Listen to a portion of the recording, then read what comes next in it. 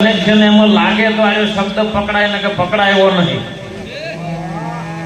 3.5 ઇંચનો mobile છે.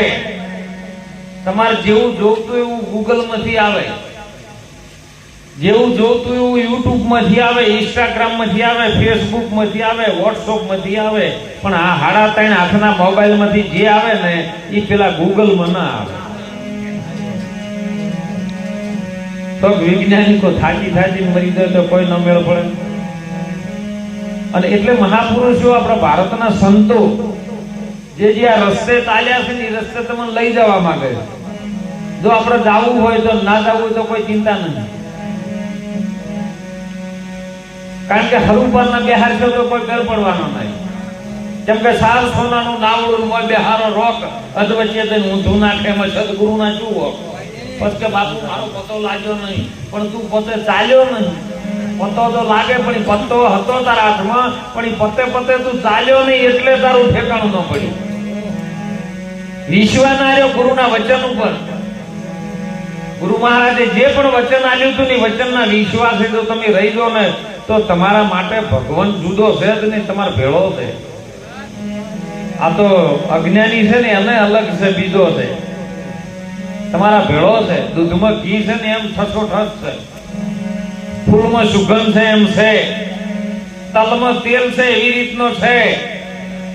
પણ ખૂબ સુંદર ભવનરામ મહારાજે વાત કરી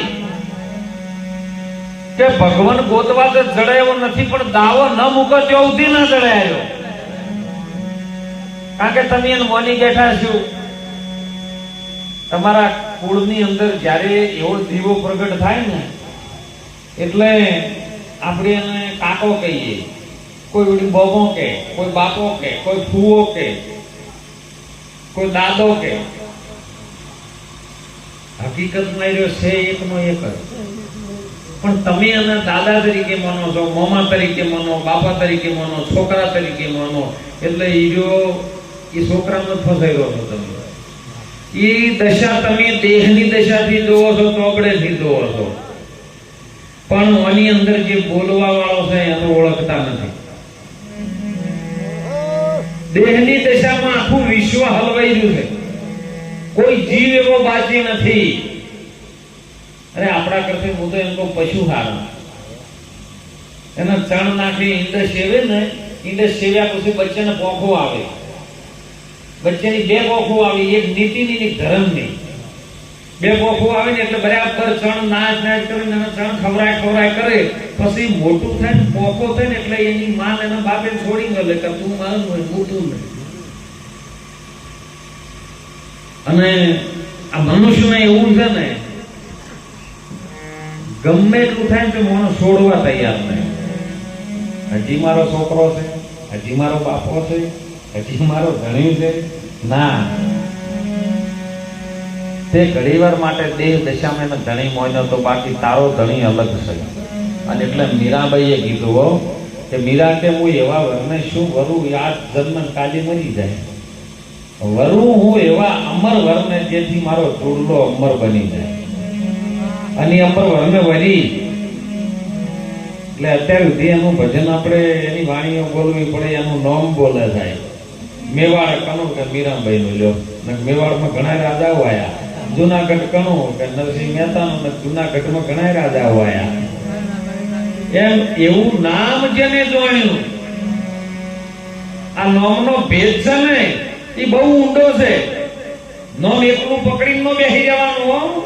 નામની અંદર જે ભેદ છે ને ભેદ આપણને પકડાઈ જાય તો કોક તમારી શરૂઆત ફેલાય. અને પછી ભક્તિ કરવાની ન રહે, ભક્તિ થઈ જાય.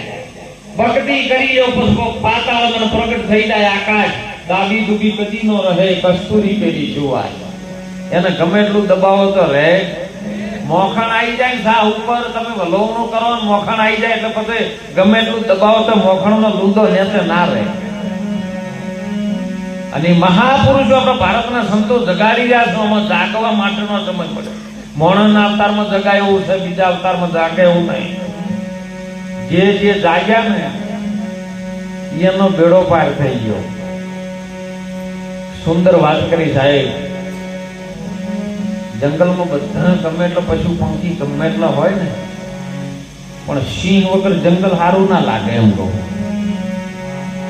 આખું જંગલ શોભતું હોય તો સિંહ થી શોભે, હાથી ગમે એવડો હોય પણ સિંહ વગર જંગલ ના શોભે એમ કહું. અમે એટલે મારે તો એક લીટી ગાવાની જીવ થાય કે ઠાકોર ના કુળમાં જીવ્યો મારો મુફારામાં હતો કુળ નો દીવો. ઠાકોર ના કુળમાં જીવ્યો મફારામાં હતો કુળ નો દીવો. એ કુળ નો દીવો હતો સાહેબ.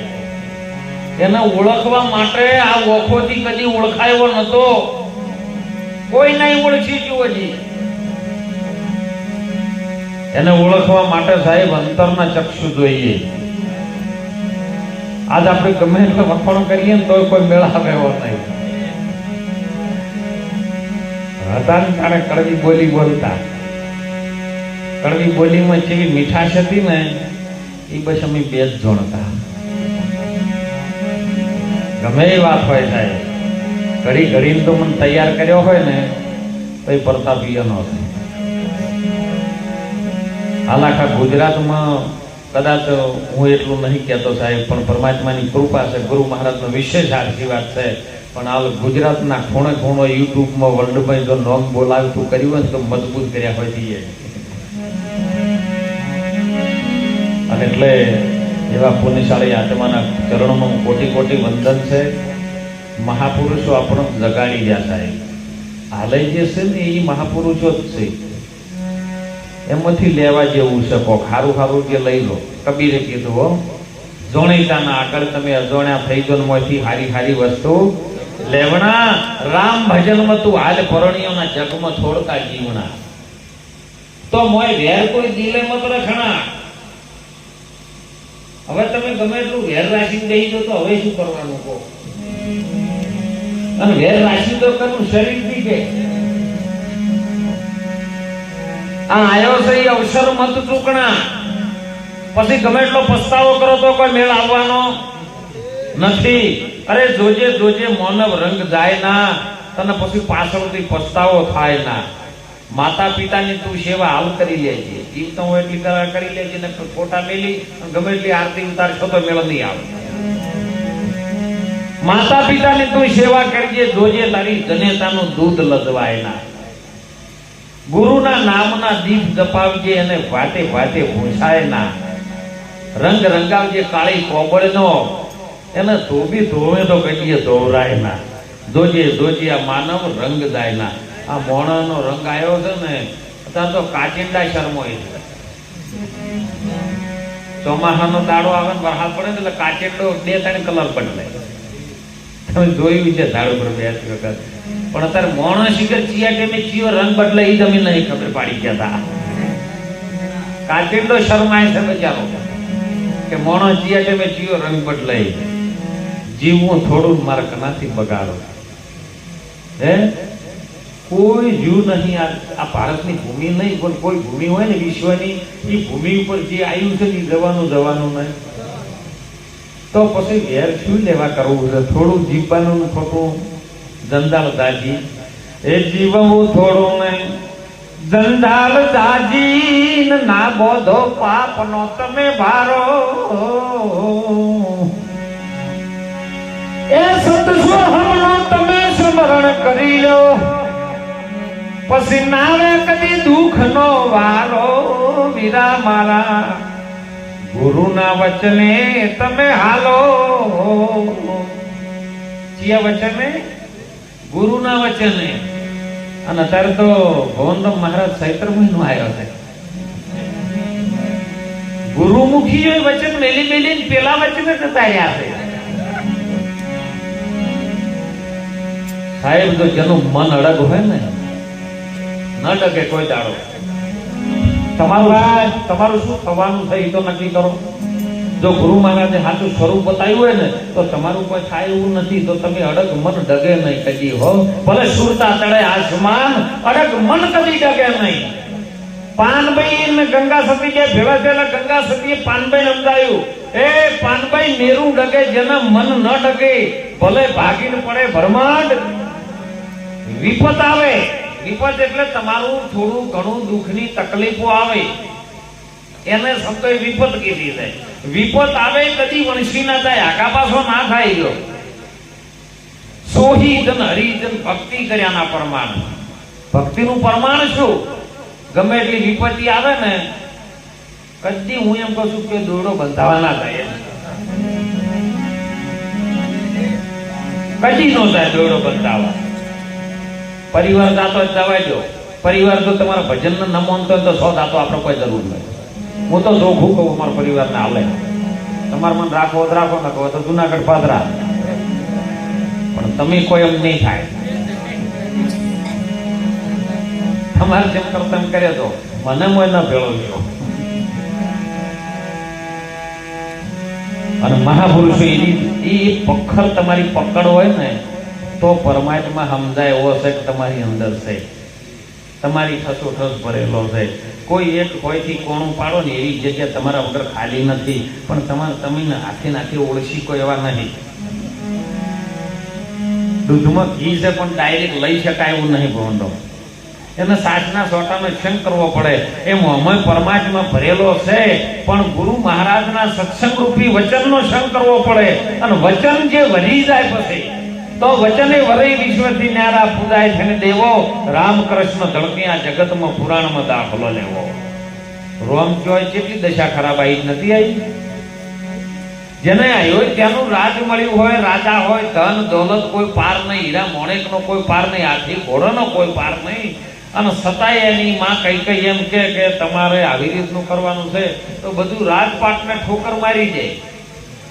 કોઈ દાડો જંગલમાં જઈને ભૂવા પહેણ ના જો બોલો આવ્યો અને જો હોય તો મને પરમાણ આલો, કદી ન જોઈ. સીતાજીને કશું નતું, એને કોઈ વનવાસ હતો, પણ ના મારો પતિ છે એ મારે જવું પડે, મારી પતિની સેવા કરવી પડે, બીજું કોઈ કરાય નહીં. અત્યારે તો ઘરથી ઘરવાળા હેડ્યા હોય કે ભજનમાં જાવું તો ઘરવાળી રાયલું પાડે. હા હોય મેળા એવો નહીં. એટલે મહાપુરુષ શું કહે, અને લક્ષ્મણ એ ટાઈમે પ્રતિજ્ઞા લીધી મારો મોટો ભાઈ જાય છે તો સેવા કરવા માટે મારે જવું પડે. હું નાનો છું, મોટા ભાઈની સેવા કરી છે, કોઈ બીજું ન કરું. જો એકબીજાની ત્યાગ ભાવના, એકબીજાનો સમર્પણ ભાવ. તાણે અયોધ્યા એમ કહેતા હતા કેદી હવે રોમરાજ આવે. રોમના જેવું કોઈને રાજ કર્યું? કેમ કે મર્યાદા હોય. મારા નાના ભાઈનું છે, મારાથી લેવાય નહીં. મારો બાપો તકલીફમાં છે તો મારે હોય રાજ કરાય નહીં. મારી માં દુઃખમાં છે તો મારી માનું અને મારા બાપનું સમાધાન થાય એ હંપે રહે તો મારે હોયથી ત્યાગે કરવો પડે. આવો ભાવ રોમનો. અને એટલે બીજો કોઈ ભગવાન આવશે નહીં, આકાશમાંથી નહીં આવે કે કોઈ ભોયરામાંથી પ્રગટ થવાનું નથી. સબ ઘટ મેરા સાઈયા, કોઈ ઘટ ખાલી નહીં પણ બલહારી ઉસ ઘટ કી જો સાહેબ પ્રગટ હોય. આ તમારા પોત ભૂતોના શરીરની અંદર જે પ્રગટ થઈને બોલી રહ્યો છે અને ઈ રવિરામ બાપુએ કીધું બોલે એ નર બીજો નહીં પરમેશ્વર પોતે. અજ્ઞાની ના કલમઠો અળગો રહીને ગોતે. અને એમાં સવારામ બાપા પીંપળી વાળા એવું બોલ્યા કે તીરથ વરથી બહુ કરે, જાય બદ્રીના બેટે, પડ્યું છે એ ગોતે નહીં ગોતે શેટે શેટે. બાર વાસના બહુ ફેલાવે, નજર ન રાખે મોય નેઠે.